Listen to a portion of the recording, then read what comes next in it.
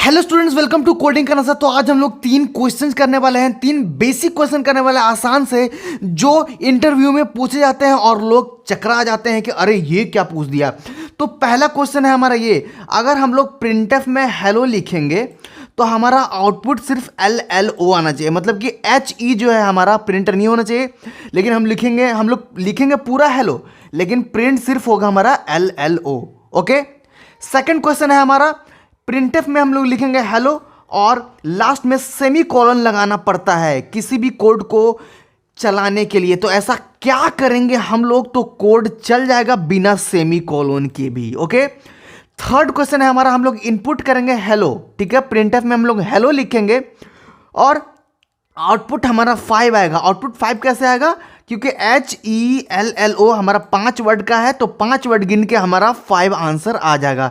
तो ये हमारा कैसे आएगा, सबसे हम लोग एक एक करके इन सारे क्वेश्चन को हम लोग सीखेंगे। तो सबसे पहले फर्स्ट क्वेश्चन हम लोग सीखते हैं कि हेलो लिखने के बाद LLO कैसे आएगा। तो ठीक है, न्यू विंडो में जाएंगे, उसके बाद हम लोग मेन फंक्शन बनाएंगे।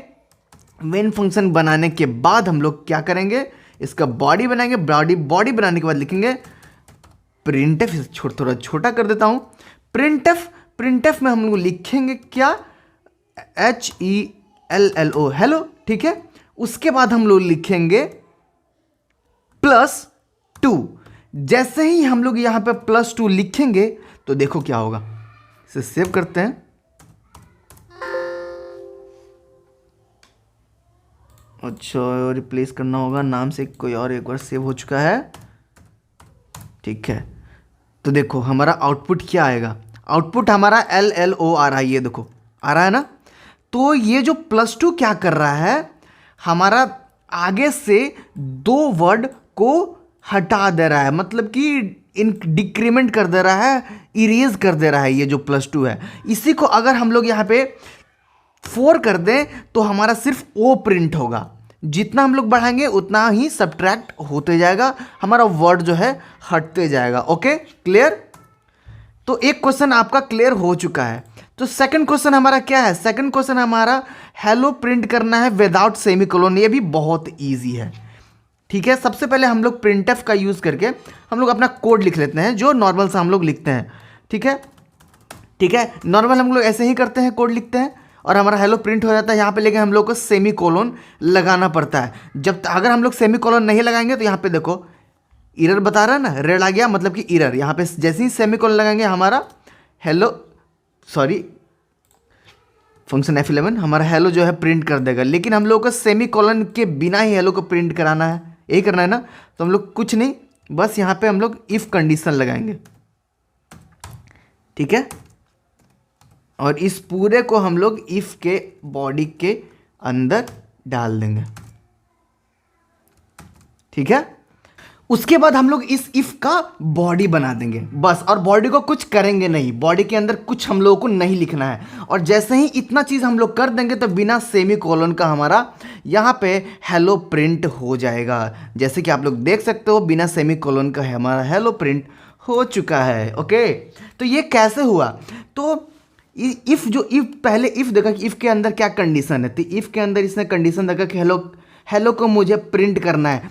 इफ का भी क्या काम होता है, जो भी अंदर है उसे वो कंपाइल करेगा, उसके अंदर देखा कि अच्छा प्रिंटफ लिखा हुआ है, तो फिर देखा कि प्रिंटफ का क्या काम होता है, जो भी उसके अंदर लिखा हुआ है उसे प्रिंट करना। प्रिंटफ का तो यही काम होता है, तो वो प्रिंट कर देगा। और प्रिंट करने के बाद ये लगाना जरूरी है, उसका बॉडी बनाना ज़रूरी है। बॉडी अगर नहीं बनाओगे तो वो फिर से इरर ही बताएगा। देखो, नहीं तो मैं बिना बॉडी बनाए हुए भी एक बार करके दिखा देता हूँ।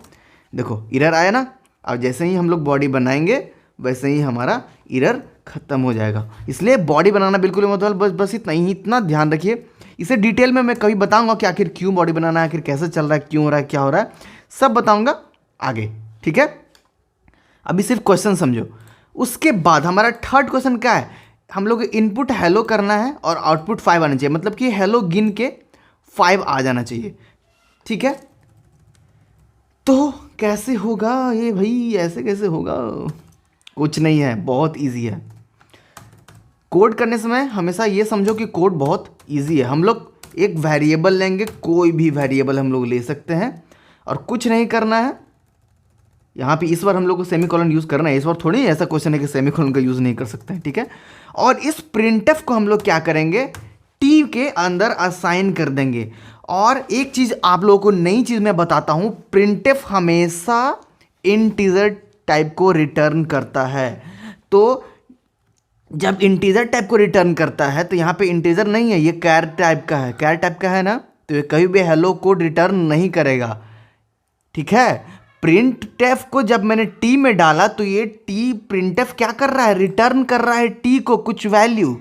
तो वो वैल्यू क्या करेगा कि जो भी सेमी कॉलन के अंदर डबल कोट के अंदर जो भी वैल्यू लिखा हुआ रहेगा वो सिर्फ उसको रिटर्न करेगा। और जब रिटर्न करेगा तो वो इंटीजर टाइप होगा, इंटीजर टाइप होगा तो वो गिन लेगा इसको।